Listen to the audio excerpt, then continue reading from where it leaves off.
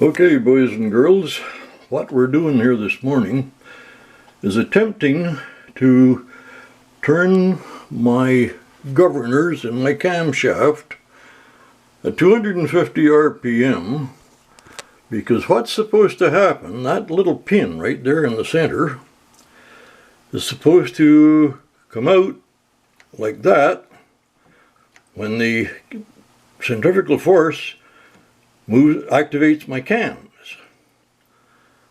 And that's all well and good.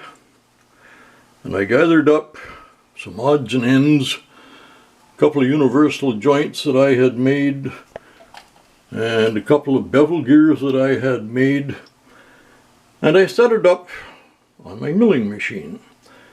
And we'll turn the milling machine on now. And here we go. And we're operating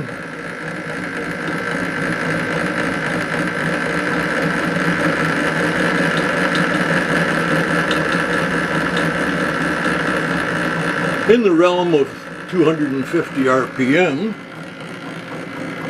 Everything is going round and round, but that pin in the center hasn't come out at all. So what I conclude from that is that the spring I have in governors is too strong.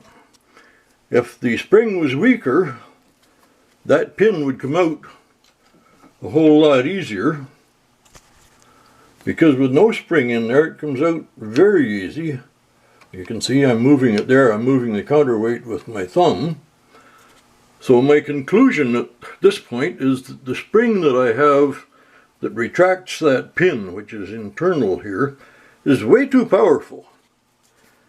And it's an interesting setup. I thought maybe you'd enjoy seeing that. Thank you for having a look, and now I'm off to find a lighter spring.